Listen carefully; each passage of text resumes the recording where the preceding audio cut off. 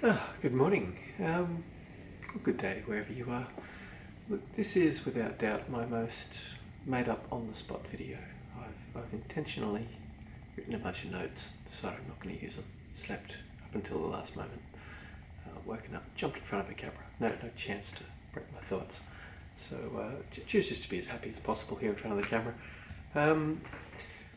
It's a bit crazy actually. What I want to redress today is, I guess, my humbleness or lack thereof. In some of these videos I might try to come across as overconfident and try to sell myself. And anyone who is caught up in their own sense of investigating the value of other human beings, which we have to do if somebody's trying to get up and say, I've got the solution. It's like, well, what qualifies them? And I guess I've tried to say that nothing really qualifies me for this role, that the vision towards world peace isn't my own. It's just one that I feel that I've been put in the position to have to share with the world. So, my frailties in front of a camera, or my lack of getting it right, is a large part of the strength of what the organisation would be. It is all about the frailties of people and how we can all work together and we can use the best that we have there to put together and make it happen. And I think I've given examples where I almost say that we've got redundancy in roles, and we've almost got lots of people doing them, or certainly lots of people trained up to do them, and almost overlap. And that is to create a situation where we're stronger for it, because we've got more people working towards. Now, under the current system, the notion of having overlap where the highest cost to a business is attrition, is the turnover of staff. Now, obviously, we haven't really got that going on, but the ability to train up more people to understand each role and to have so many people capable of doing it, I believe creates a situation where people would stick them out and find them enjoyable and be more available for doing them. And so we sort of overcome a lot of other problems with the burden of possibly taking on more overlap in each role that's being done. And when it's a bit of a weird model to work off, because it's almost working on the principle that we have more staff time to give and that the cost essentially is less, which is a bit weird because of the way we're trying to remunerate everybody more effectively. But where a lot of these aspects of it come out in the wash is that where it all balances out. It's not a case of robbing Peter to pay Paul. It actually is that there is more wealth generated. Is actually multiple. There's quite a few ways in which that happens. It's kind of hard. Sorry, when I've just woken up and my intention was to be talking about my fallibilities and why they don't necessarily matter. It gets a little bit tricky to all of a sudden start talking economics. I'm literally going to wait for less than about 4 minutes. So I've got to start my timer. Let me just subtract a little bit of time from that, about 3-4 minutes. Okay, yeah, so, right. So the roles prop themselves up and arguably by making the roles less stressful, that is, each role itself generally carries a little bit less burden on it, and having more people doing it. And so there's a little bit more light-hearted nature coming to each role, that the people aren't at quite the same level of stress. And generally when we find that people are willing to work for less remuneration per moment of employee, if you will, and combine that with the notion of the perfect working conditions and the ability to drop in, drop out, and the extended working life, this notion that people are willing to work for less than the current models per moment actually becomes acceptable to them, but more so because the money that they're earning is more effective. Okay, so by the nature of giving people their dwelling up front and not having them committing to a payoff structure for that, where they're losing a lot of interest in that. And a lot of people say, well, that system fails because you can't do that. And okay, well, if people essentially continue to fail by the system and not do the things needed to qualify having a house, then maybe their house needs to be downsized from them essentially, or there might be aspects to that. That the primary asset then isn't reclaimed by a bank and auctioned off and loss, profit for all the little things involved, I personally don't think we're going to have that happening. I think we'd find for the majority, that everybody's going to be quite happy to move forward, knowing that they've beaten the current, and I gave the example rat race before. I won't say it as a bigoted term or anything. I don't know what it means, honestly. I use it as a term. There's movie titles out there calling it, but then those movies are from the 80s, so yeah.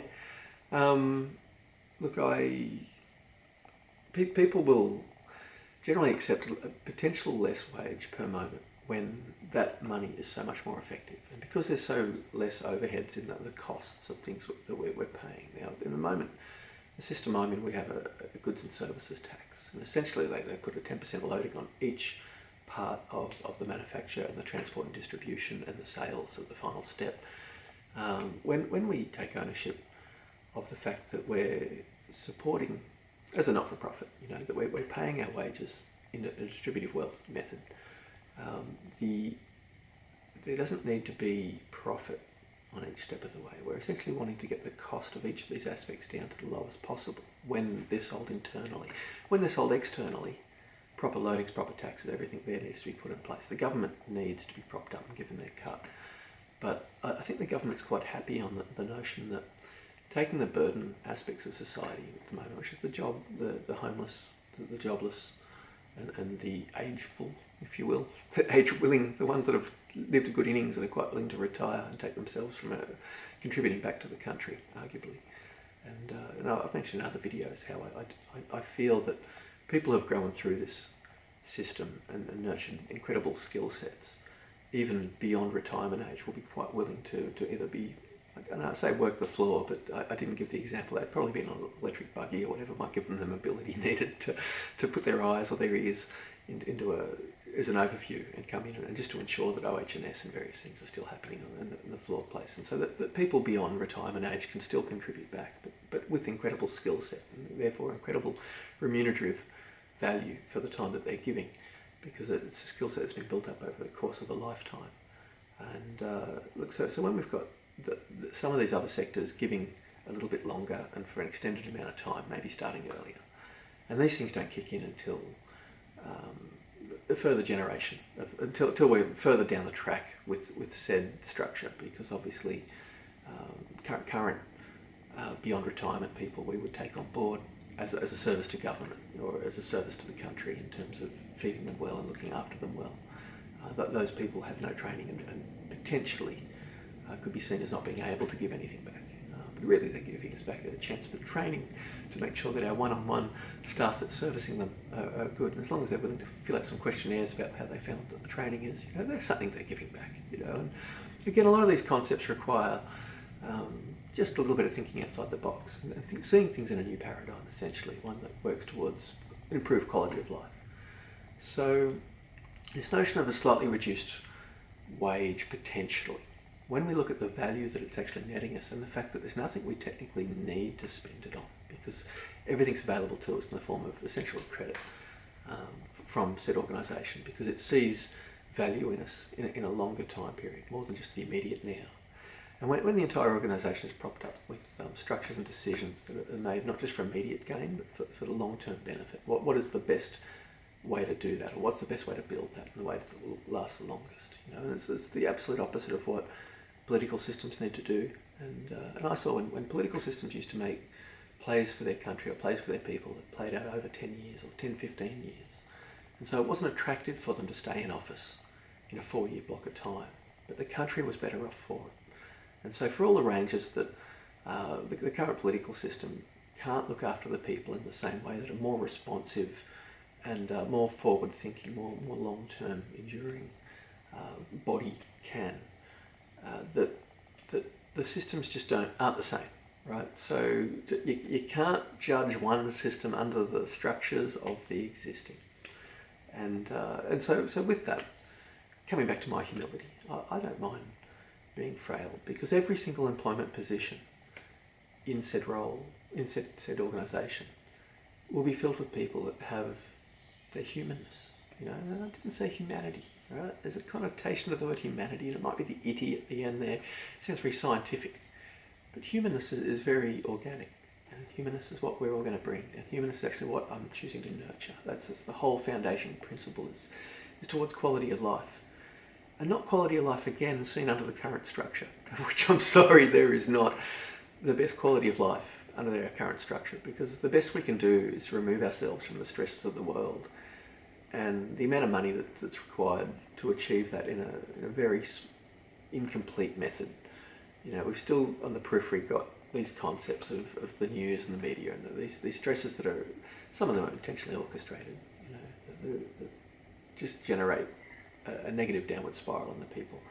So if we're working towards a charity or an organisation that conceptually has power through numbers, you know, if we can actually build something that is worth jumping ship to, if we can actually build something that people are motivated to be part of, then a couple of things happen. One is we do get a bit of an admin blockage, if you will. You know, there's going to be like a funnel. This is an ideal state where a lot of people want to join in, and the number of people being able to serve entrance to it is limited. You know, that the infrastructure we have to accept these people is limited, and so that's okay, because we can actually give them lots of modules. There's things they can be doing while they're waiting to get ready to be contributing back. And that shows a couple of things. That shows their tenacity, or their volition, their willingness to keep going and to be a committed member, you know, in a situation where they might not be remunerated. But they're also willing to take themselves out of their current roles. Now, it might be that they've got some assets or something they can use to not so much float them, because I'd like to think that we're able to float them, because at the end of the day, their assets and their liquidity is more valuable in an organisation where, again, money makes money. If it can be put to be more effective, and we can provide them with their base needs, and that they start to commit on the notion that they've committed money, that they're essentially earning money for the organisation, even before they're earning money for the organisation, that it in some ways allows them to leap from other aspects of a tiered structure, maybe towards a higher pay level, or various things. There's, at the end of the day, the best I've seen is quantum computing. I think Elon Musk was mentioning it, that it's one of the technologies they've built. And it's rather interesting, because ever since I was a very early IT person, so here for a second I'll try and be a little bit less humble and just contribute as a creative using the best of my roles, and give an example of a typical workday for any particular role. If somebody was in a creative role, that such brainstorming is practical. And well before the concept of quantum computing, I had conceived, now I wasn't in a position to patent it, and I've always been a bit of a forward thinker and come up with lots of ideas, and lots of people around the world do, you know, and people don't patent them. There's no sadness to that. It's not what I'm selling right now. I used to sit there in bed and try to conceive the most basic of what would be essentially, it was like holographic computing, quantum computing. And I think IBM were the first people on the block to start playing with it a long time ago. And I sat down and tried to come up with the concept of an operating system, of how the movement of some bits of data would furnish others. And I guess in the modern world, it would be equivalent to, with a solid state drive, where the controller compresses the data in such a way that it can use multi-bits of data, and the movement of the exchanges of some bits of data to be meaningful to the changing of other bits of data, or the non-changing of other bits of data. So you can squeeze more information essentially in less cells, less storage. And so the concept of the quantum computer, as far as I could figure, going way back then, was along the same lines. And so to sit there and to try to build a front ender, if you will, or an operating system that would benefit from that. And that came down to coming up with the structures for the parameters that we use and the ones that might change in sync.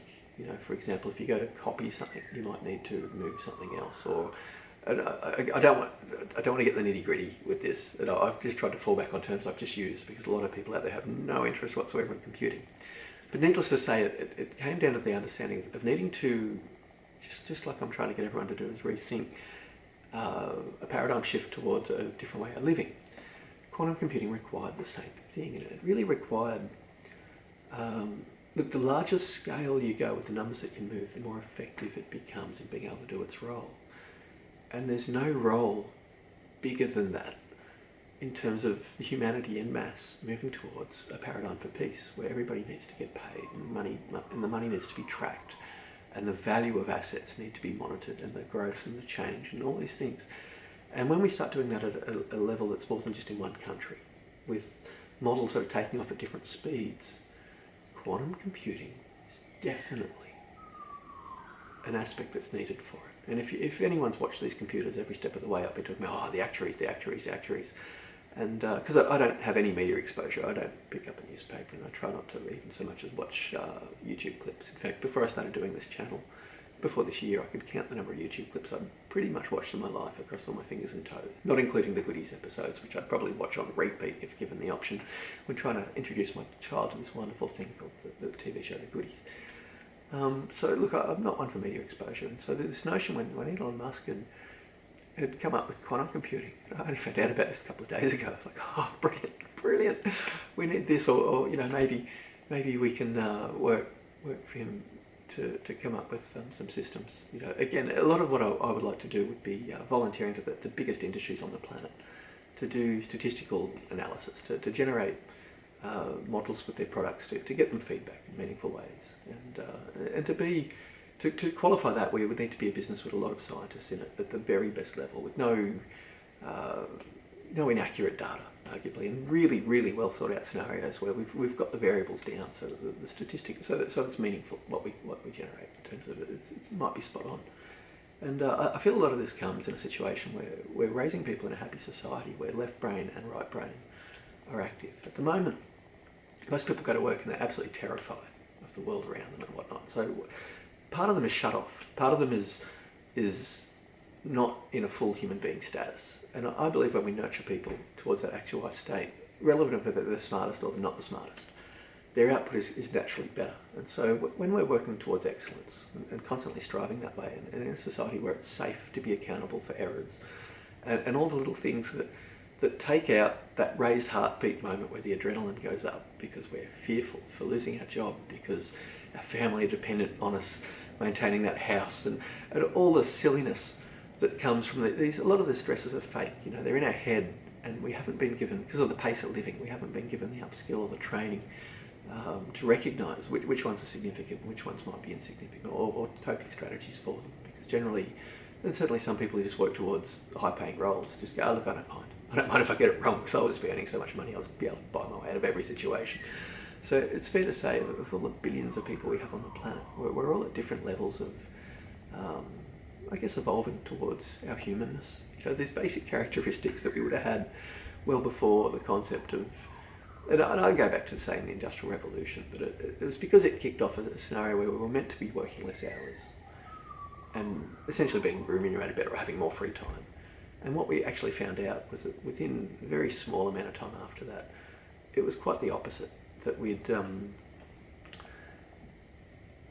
were working more hours and we were being essentially remunerated less. Now, we might have been remunerated more, but there was just more people taking a cut of the money every step of the way. And if you hear my tone of voice, or even if you reflect on how you feel in these videos, when I'm talking about positivity and about the things that we can do, if you're jumping to the beat of this drum and going, yeah, okay, that's fun, that sounds like, even if it's a bit zany, and even if I'm not interested, it's zany, it sounds fun. The way our heart can open up, the way we feel when operating in a state that brings about world peace, or isn't just detritus on the planet, all right? Because our ineffective systems are pulling the planet down as well. And it's not hard. A simple example. Everything's built for the scrap heap. There's lots of posting stuff around the planet. Well, that's burning of raw fossil fuels to get stuff around the place. And there's lots of, and by posting, I'm not trying to pick on the postal services. I just mean that generally things are assembled in countries where the workforce or labour is cheaper. And so all of these things just fall by the wayside when we start to actually want to use our workforce for the hands that they have to offer, because it's a component of psychology is that we need to be, we need to move as part of what our roles are. And it doesn't have to be every moment of every day, but we actually need to have a bit of mechanical movement. It's a skeletal muscular pump at the very least is one of the body systems that just gets the flow going. And so, a workplace that remunerates someone maybe for 15 minutes of Tai Chi at the start of their role because it gets their brain working better. I don't know. Look, seriously, better brains than mine. It might even come down to quantum computing. Can be required to kind of hold this all together in a way with the statistical feedback to actually show us what systems are working the best. And hence where I keep referring to it all as a model for the society that we're building, because we want to see, does adding 15 minutes of Tai Chi? You know, we've done it over in these workplace groups, or we've done it in these parallel workplace societies in a different country, and we found that model did generate, 0.001% better, and like versus the cost and time, the idea is, and again, everything being weighed on for the better quality of life, and so anything that, even if it doesn't generate more money for the aspect, if it actually does work towards what might potentially be betterment for the human race, they're the decisions we make constantly in every step of the way. But look, I did just want to do a bit of a fun one, a bit of a fast one today, and for that I would have to say thank you for your time. So I can be as frail as, because I'm just a worker, right? I'm putting myself out there as being someone on a body that sets this up. And I think that would only be because in the early stages I'd be certainly on a consultation to share as much of the vision as possible to said body. But ultimately I just want to be a worker, and just doing the things that over my life I've refined or improved, or things that I feel I can contribute. And I've got no problem with cleaning toilets. I've got no problem with just doing the roles that are needed. And I think a lot of people feel that way too. I see myself as being on the breaking ground aspect. I'd rather be not living in the best dwelling and having a stable environment. I'd quite happily be in very portable accommodation and constantly on the forefront of the people that are also willing to be on the forefront. And only because I see these are the people who are willing to sacrifice ultimate comfort for the notion of ultimate output. And just there's something about those sorts of people. They're the hard worker bees, and the hard worker bees in a happy society, I want to see who they are, and if they're happier, if they can truly be happier, knowing that their output is infinitely more remunerable and infinitely more worthwhile than the current system. Because that's one of the failings in the current system, and I don't like pointing out the failings, and this goes back to what I was just saying about tell a happy story, everyone feels happy, refer back to the current world, and how do you feel, eh? So yeah, when we look at remuneration and better remuneration for the people who are up the front and working harder, there is a happiness that comes about more effective workplace employee. And at the moment, I've heard it in friends that they know that they're the people propping up society. And I think for a lot of cultures around the world right now, a lot of societies around the world, there are actually cultures, whole cultures in some countries that just won't leave the house. Fear of the world's not happy. But there's also, in a lot of other societies, people who do leave their house and they go out and they spend, but they never earn a dollar. And it's fantastic that we live in a relative state of world peace, that our government's even set people up, that we haven't had a war for so long, that we've got lots of segments of society, we've got lots of growing population, and we haven't had a big culling of the people. And I hate to refer to a war as that is something it does. War is for just about all countries. It's the war machine. It props up their economy, or it gives people a reason to look left while things are happening in the right, or for whatever reasons war happens. But anyone who's actually gone to war generally doesn't want a war. And that's where we find from most of the philosophy books and books that discuss it, is that every generation must have their own war. Because once you've experienced one, you wouldn't vote for one, you wouldn't wish one on your worst enemy. And I think the tools that I'm giving in terms of these steps towards an organisation that will employ everyone, and an organisation that essentially generates, if there's any income coming into it, that isn't necessarily needed. And it isn't necessarily needed. Everyone looks at it and goes, you need a lot of concrete for that, you need a lot of this for that. If you're going to build houses for everyone, you're going to need a lot of people cutting down trees and stuff. Well, actually, all these people are working for the long term. And all these people are getting houses. So the government might need to exchange some land. Right? The land it's already got, but it hasn't got money.